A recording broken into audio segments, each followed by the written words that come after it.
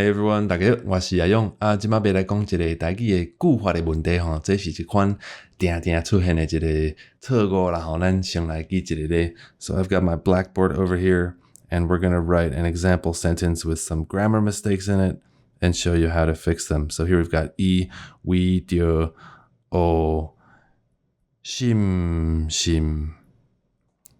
a 긴 so 紧 or 군拢会用的吼啊，这句话咱应该知影伊的意思，啊，毋过无遐正确吼，无下台语的句法。So it's supposed to mean incorrect, but it's supposed to mean he or she is wearing a black scarf. 啊，问题出伫倒位呢？咱一个一个来甲贴面吼。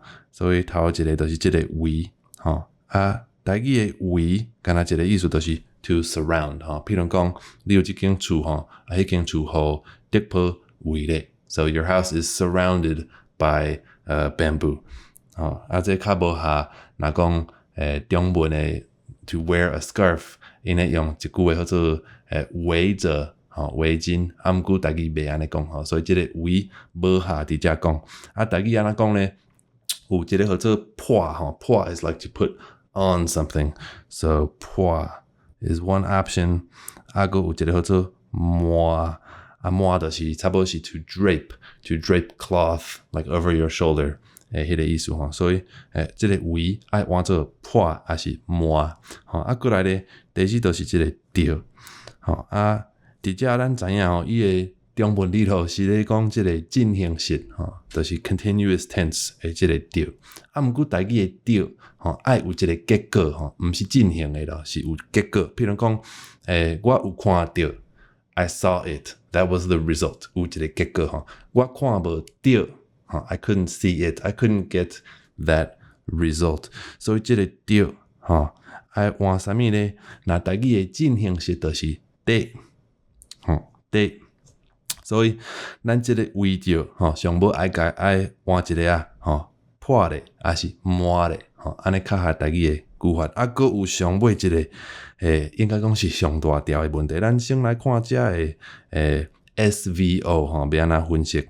吼 S 就是咱的主角，吼咱的主词就是伊，啊，佫来 V 就是咱的动词，咱的 verb， 吼啊是为，还是为着，还是即马变做破咧，吼抹咧，啊，过来咱的 O 就是咱的 object， 就是咧接收动词的迄个物件，吼啊，一只就是咱的頷筋，还是讲是毋是頷筋，吼是咱的 object， 吼，台语即款 SVO 的句法真正较少啦，吼。